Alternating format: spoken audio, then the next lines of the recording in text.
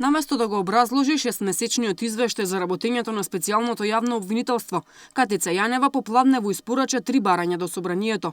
Побара промена на членот 22 од Законот за СЈО, со кој ќе се продолжи рокот од 18 месеци за покренување обвиненија, да се изгласа Законот за заштита на сведоци, но и да се имплементираат препораките на Венецијанската комисија.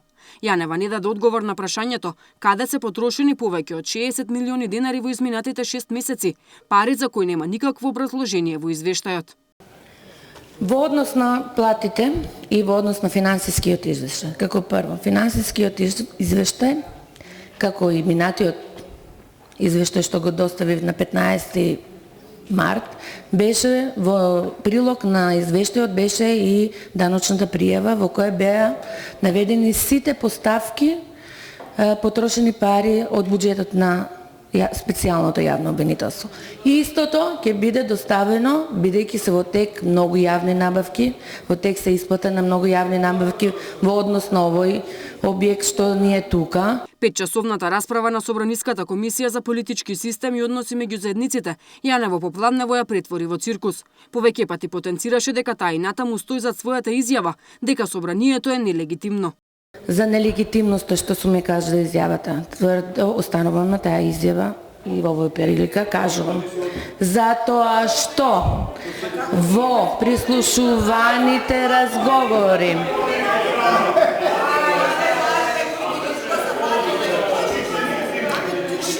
Ве молам за внимание.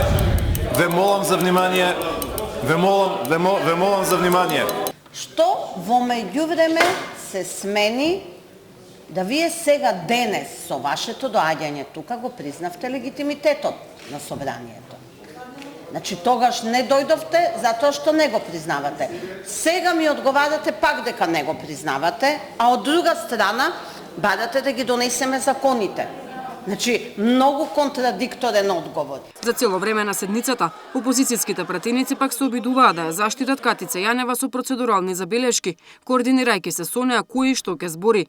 Пратениците на СДСМ најавија дека ќе ги поддржат барањата на Јанева за законски измени. Како човек поединец ќе ја добиете поддршката за измени на законските решенија.